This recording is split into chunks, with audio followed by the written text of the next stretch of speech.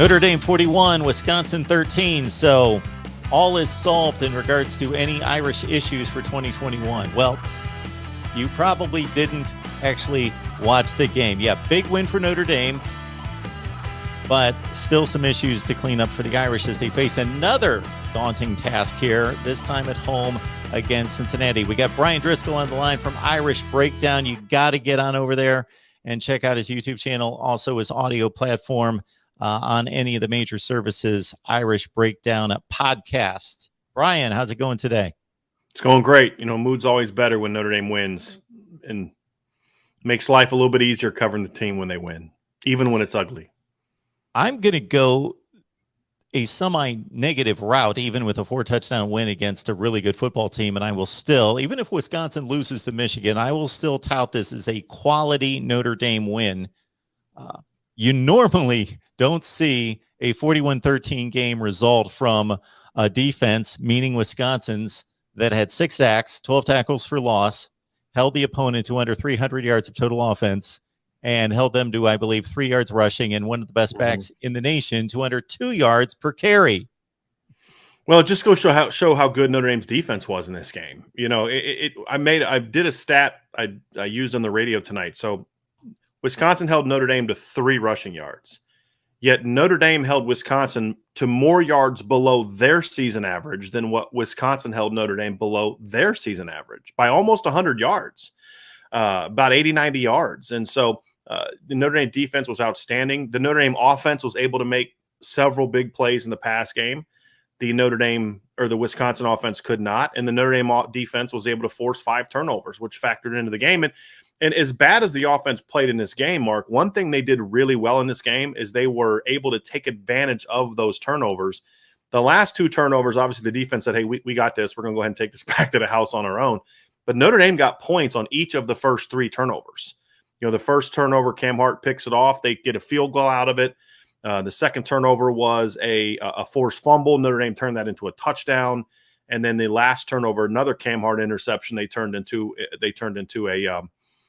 a field goal. So they got points off those turnovers. And, you know, look, it wasn't pretty for 3.5 quarters, but to me, what I point to is we saw Notre Dame, in my view, in the fourth quarter start to wake up as a team before the pick sixes. And it was a turn of events that happened late in the third quarter.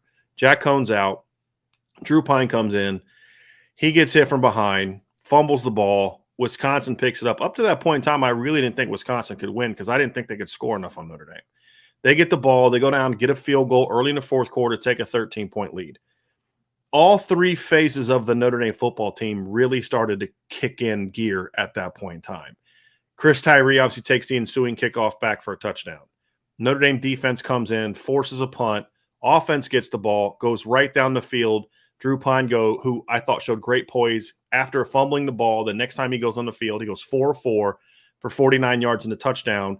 All of a sudden, that 13-10 deficit turns into a 24-13 victory, and it wasn't about fluky plays or turnovers. It was great return by an elite athlete, defense forcing another stop, and the offense going right down the field and converting a third down and making plays and scoring. And so once you got up 24-13, Mark, as you know, you pay attention to the Big Ten.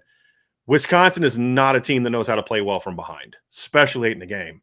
And that's when Notre Dame was able to kind of bury them because now they have to throw.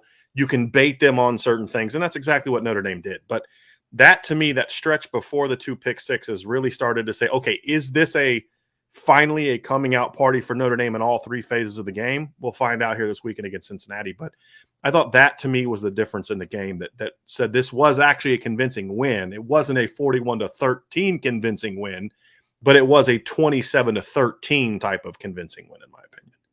And just to underline what you said about my comfort level in going away from that game, that was the game that I had to see on Saturday. Mm-hmm. And once Notre Dame scored to make it 24-13 with about 5 minutes left, I'm not tuning away from a top 10 matchup. I'll call it a top 10 matchup. 2 of the best teams in the country, really quality matchup with 5 minutes left at 24-13. But based on what you just said about the Notre Dame defense and the Wisconsin offense, I started channel surfing and going to other games to finish out because I knew it was over 24-13. Okay, I've seen this. Good game. Great. Now I just got surprised by seeing touchdown. What's going on over there? Right. So let's get to the quarterback position because Jack Cohn had to take on an onslaught of pass rush in this game, especially in the first half. My goodness, I think 4 sacks in the first quarter, and still hit on some big plays before he had to depart. So when you look at the quarterback situation, I got to think that you're a little bit more comfortable if you have to go away from Cohn than you were last week. How is that going to play out, and what are you anticipating there? You know, Mark, this summer when it was still sort of a quarterback battle, I say that with air quotes because we always knew Jack Cohn was going to be the guy. He was the best quarterback for the job when you combine experience and all those type of things. You know, we said in several shows this summer, like, look, we think Jack Cohn's going to be the guy. I think Jack Cohn needs to be the guy. I still believe he needs to be the guy, although he has to play better than he has the last 2 weeks. But I said in 2 shows this summer on our channel, Irish Breakdown, I don't really care who starts. Notre Dame can win with all 3 of these kids based on different things. And, you know, we talked about, look, if Jack Cohn goes down, again, he's coming off of a foot injury. So we had to talk about the possibility that he can't make it through a year because he, you know, injured his foot and missed last season because of it. Can Notre Dame win with Drew Pine and Tyler Buckner? Yeah, they can, right? I mean, those kids are talented football players. You know, I wrote an article this summer, Mark, that kind of went a little bit viral this weekend, which is kind of weird. It got read more this weekend than it did when I wrote it in June. And the title was "Overlook Drew Pine at Your Own Peril." You know, and I've called him a point guard quarterback. He's not the biggest kid. He's a okay athlete. He doesn't have a bazooka for an arm, but the kid just knows how to play. And you saw the poise that he showed on Saturday. I mean, for a redshirt freshman who's never taken a real meaningful snap in his career, right? He handed the ball off twice against Alabama. He came in last year through like 1 pass against South Florida. To come into that moment against a top team, one of the best defenses in the North, I'd say one of the best defenses in the country, certainly one of the 20 best defenses in the country, and show the poise he did and make the plays he did, just says, hey, look, this kid can play. So honestly, I'm okay whoever's a quarterback for Notre Dame, as long as it's not because you've got a bunch of injured guys. And I think that's really where my concern level is. Jack Cohn's hurt. Tyler Buckner's dealing with a kind of a hamstring that's just not necessarily 100%. And then Brendan Clark's not healthy enough to play. That's where my only nerves come from, is regards to just, are they getting to the point where Drew Pine's their only healthy quarterback? And when you look at Drew Pine, do you really want a 190-pound kid that's 5'11" to be your only healthy quarterback with that offensive line in front of him? That's where I get a little bit nervous. And I believe we saw 2 of the top 10 defenses in the country, myself, in Soldier Field. We'll stay on the offensive side since you've touched upon it. Offensive line has been the stalwart of this program for the past 5 or 6 years. Not so much this year, just bulldozed by Wisconsin, protecting the quarterback and not getting a push in the running game. It's just a credit to every other facet of this team that they were able to overcome that for a victory. They got to get something more out of them, I would think, this week. Mark, I don't think you can go through an entire season. And look, none of the teams Notre Dame plays between now and the end of the season are great teams. There's no Georgia, there's no Alabama, there's no Ohio State, there's no Oregon. But they're all good. There's a lot of teams good enough to beat you if you continue to play the way that they've played. You know, what happens if the defense has an off week? Well, we've seen what happens if the defense has an off week. They almost lose to Toledo and Florida State, right? That's a lot of pressure that you're putting on your offense or on your defense.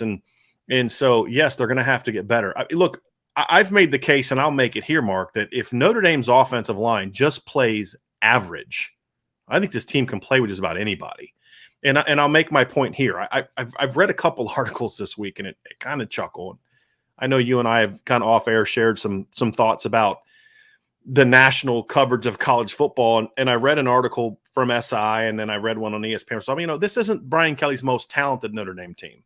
I'm like, hold the phone, time out. Maybe the O-line's not, but have you watched the rest of this Notre Dame football team? Have you seen how many high draft picks are playing at safety and defensive end and defensive tackle? And I'll say, look at Clemson. Clemson's offensive line has been every bit as bad as Notre Dame's, and they're 2-2 and almost lost to Georgia Tech. They just lost to NC State. Notre Dame's offensive line is that bad. And has anyone want to tell me Clemson doesn't have a phenomenal defense? Right? But Notre Dame's still able to go out there and win games because they have a great backfield. They have very talented and fast athletic receivers.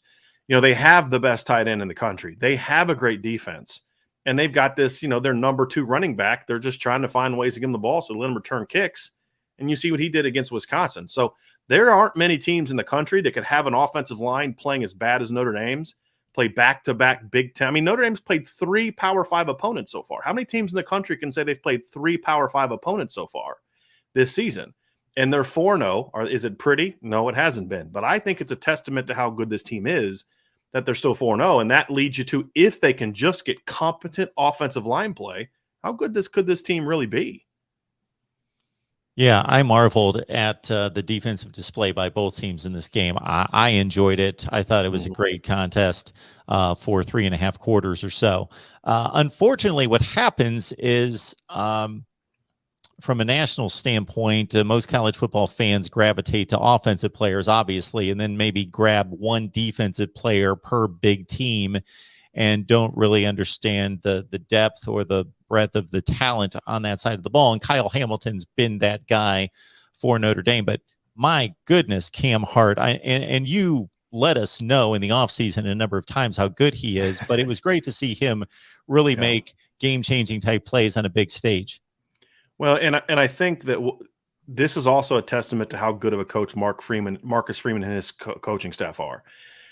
I like to think I have a pretty good read on the team. We talked about how good I thought Cam Hart would be, but I saw Cam Hart as a boundary corner, 6'3", 207, long boundary corner. Well, after the second game, and he had no pass breakups and no interceptions the first 2 games, they moved him to the field.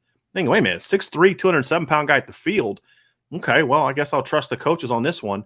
Well, in the 2 games he's been to the field side, he's had 4 total passes defensed.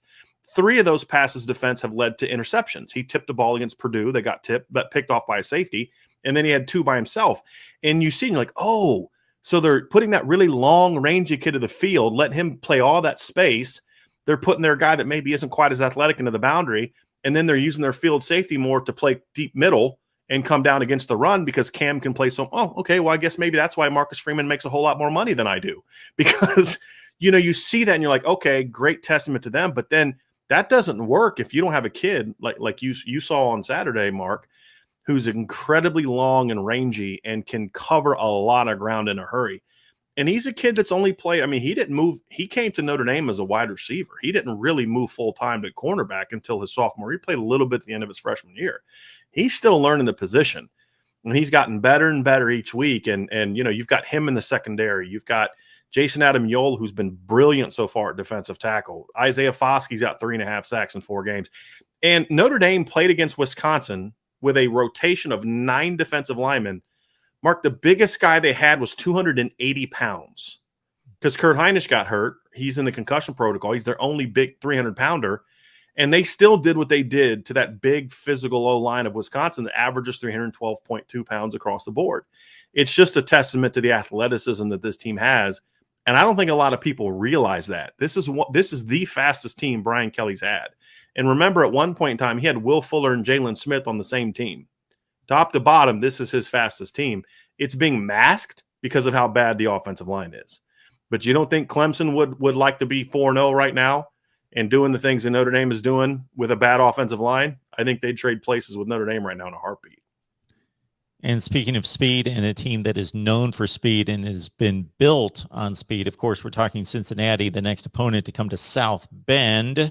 And Cincinnati has had that periodic showing against a near elite program like Georgia last year in the bowl game, of course, and has shown us that they can play with the big boys generally. But they will go to South Bend, of course, probably the most daunting game that they will have to face during this Luke Fickell era in which they've topped out as the best of the group of 5 programs. They did go to Columbus 2 years ago and were punched in the mouth 42-0 against the Buckeyes in 2019. So Cincinnati, Notre Dame, based on what you've seen from the Bearcats, I did watch most of the Indiana game.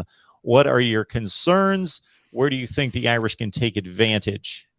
Well, I think the concern is twofold defensively. You have a great corner in Ahmad Gardner, and Corey Bryant's a good football player too, but you have corners that are capable of playing on Kevin Austin and playing against Braden Lindsey and somewhat neutralizing the outside threat that Notre Dame has been able to throw at teams.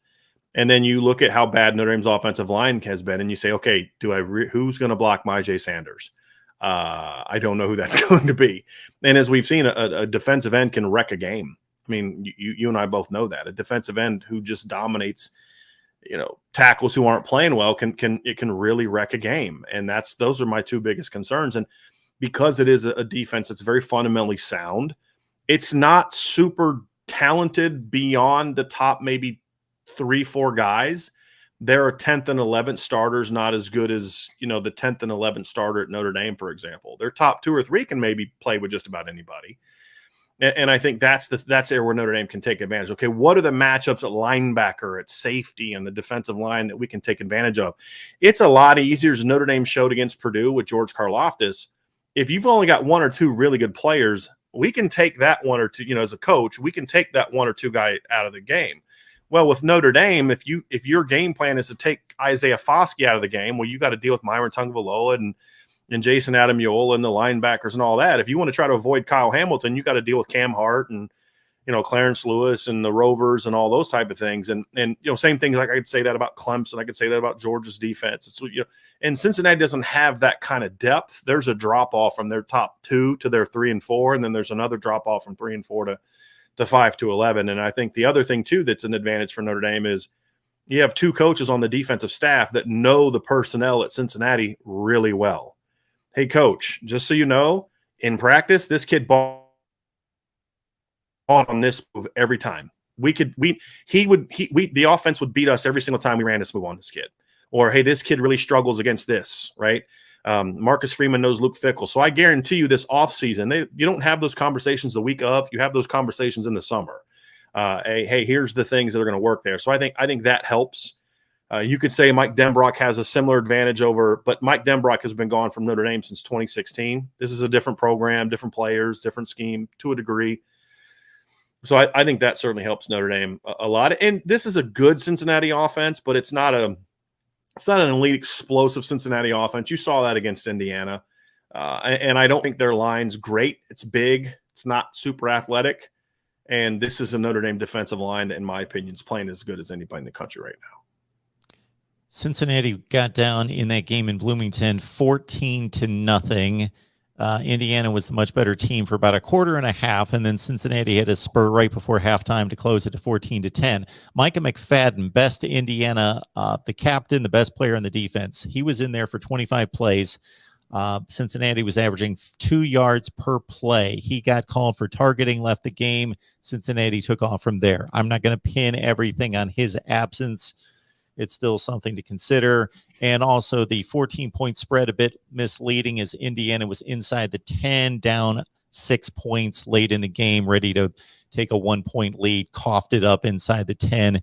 Cincinnati took it from there with a touchdown to end the game. It's kind of like the Notre Dame-Wisconsin game. It wasn't really a 28-point spread. It just kind of got that way. Like the Arizona-Oregon game this past weekend. So yeah, it was a much more competitive game, in my opinion, than people realize. Always enjoyed the conversation here with Brian Driscoll from Irish Breakdown. You've got to catch his podcast, his YouTube channel right here.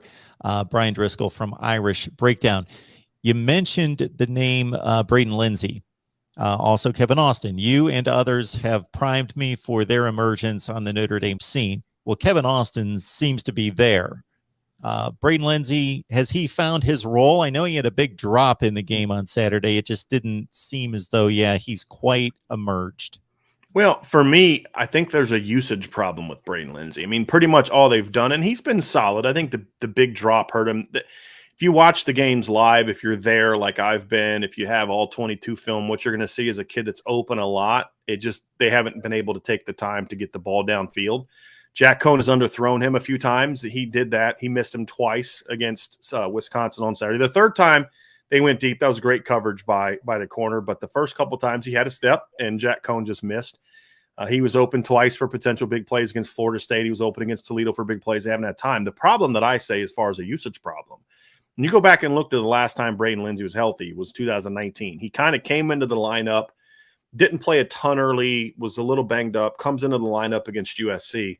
First really big play he made that year was his first touchdown was on a screen pass. His second touchdown was against USC. He ran a reverse, and he's outran the USC defense for a 51-yard touchdown. His next touchdown was a 72-yard post route against Navy. His fourth touchdown that year was a 60-yard touchdown on a jet sweep. So 4 touchdowns, 4 completely different ways to use him. Right now, they're just using him to run go routes, post routes, and out cuts. No jet sweeps, no reverses, nothing like that to me is utilizing his skill set the way that it needs to be utilized. He's not a great route runner. He's not a guy that's going to win a bunch of contested throws. You've got to manufacture some ways to get him. There's no screens, no reverses, no jets. I think you do those things to get him going. That's going to then make him even more effective on the vertical routes. I also think those are things, look, the fact that Braden Lindsey, this is kind of one of my issues, and I think Tommy Rees in a lot of ways is doing a good job. But one of the issues I had on Saturday was Braden Lindsey and Chris Tyree. There are not many teams in the country that have a more dynamic, speed combo than that. And they combined for 5 offensive touches in that game. That's it. And to me, you've got to manufacture. When your offensive line is struggling the way that it is, you've got to manufacture more touches for those kind of kids on swings and screens and jets and reverses. Because what that does, Mark, is it makes the defense say, oh, there goes Chris Tyree on a jet sweep motion. I got to keep my eyes on him. And then if 1 or 2 of those hit, now all of a sudden you're actually running an inside zone, but that backside will linebacker is worried about that jet motion by Braden Lindsey or Chris Tyree. Maybe that's all the room that Kyron Williams needs to get through the hole and to make a play. If you can get teams kind of thinking left-right instead of just constantly downhill, then you can take advantage. And I think Tommy Rees is a real focus and not enough, hey, this is college football. You can do screens, you can do jets, you can do reverses, you can do shovels, things that maybe you can't get away with in the NFL because everybody's got speed. I think if he can incorporate some of that into the offense, it's going to make him a lot more dangerous. It's going to make Braden Lindsey more impactful. It's going to make Chris Tyree more impactful. It's going to take pressure off the offensive line. And now you've got to deal with those 2 guys, plus Kevin Austin, plus Michael Mayer, plus Kyron Williams, and nobody's talking about Avery Davis, who's been their best receiver the last 2 weeks. Notre Dame a touchdown favorite against Purdue a couple weeks ago, and really good ball game, but they stretched it out at the end by 2 touchdowns. Then I was pretty stunned by the line against Wisconsin as almost a touchdown underdog. I scarfed that one up quickly, and now I see that Cincinnati's a 2.5-point favorite on the road in South Bend. Difficult place to play. That's telling us that Vegas thinks they're like a 5 or 6 point better team than Notre Dame. I'm not getting it. Last 2 weeks, they've been pretty off on those spreads. And, I mean, this is a Notre Dame team that has not lost a home game. Think about this. The last time they lost a home game was the second game of the 2017 season. They lost by 1 point to Georgia in a game where Georgia scored late to take the lead. Georgia that year happened to, go to the national championship game and take Alabama in overtime. That's the last time Notre Dame lost a game at home. And all of a sudden now they're, despite being undefeated, coming off of a 28-point win over Wisconsin, a game that, let's be honest, outside of about a 5-minute stretch in the late third, early fourth quarter, Notre Dame was the better team in that game, despite beating Purdue convincingly. Now Notre Dame's an underdog to a Cincinnati team that was tied at halftime with Murray State at 7-7, that was trailing, let's be honest, for about half the game at least, got outplayed or played Indiana to a draw. I just don't understand why people are still down on this Notre Dame team. I don't understand it. I don't really get into the betting lines too much because I don't quite understand. I mean, I'm just not a bettor. Although we benefited from that because we had several people give us big super chats this weekend because they're like, hey, I made serious money on the Notre Dame game this weekend. So they were happy. But I still don't understand the disrespect. Like when I told you I read the article at SI, well, this isn't one of Brian Kelly's most talented teams. What are you watching? Like go talk to NFL scouts and you ask them if this is one of Brian Kelly's more talented more talented teams. They're going to tell you a whole different story than what you're hearing right now from the narrative. Notre Dame, Cincinnati should be a great one in South Bend. And of course, Group of Five fans are pulling hard for those Bearcats as they can make a possible splash with the College Football Playoff Selection Committee by beating Notre Dame. But the Irish look to go to 5-0, and it'd be quite an impressive string of wins that they've chalked up already here in 2021. Brian? Big Ten West champs, right? Big Ten West champs. Absolutely, they are. I just like that before the game, you've got the guy from Barstool Sports talking about Notre Dame doesn't play big boy football and they need to join a conference. And then they just went out in Wisconsin, got smacked. And I always enjoy those kind of things. Well, I would like to see Notre Dame in a conference as well, but that doesn't have anything to do with playing big boy football. I think those things are completely exclusive. Yeah, Notre Dame plays Clemson and Ohio State next year. Yep, they definitely are trying to avoid teams. They've scheduled Texas A&M, Alabama. Notre Dame wants to play Navy every other week. Okay. Sure. I will say it and have said it for years. Notre Dame consistently, not every year, of course, they can't predict how teams are going to fare. They consistently play the most difficult schedule in the country. Right. Brian, appreciate you stopping by as always. You guys have to, you get a little slice here when Brian joins us here at the Voice of College Football, but you got to join him on Irish Breakdown Podcast, whether that's the audio version, of course, on your favorite platform or right here on YouTube. Brian, always appreciate it and enjoy the game. Thanks for having me on, Mark.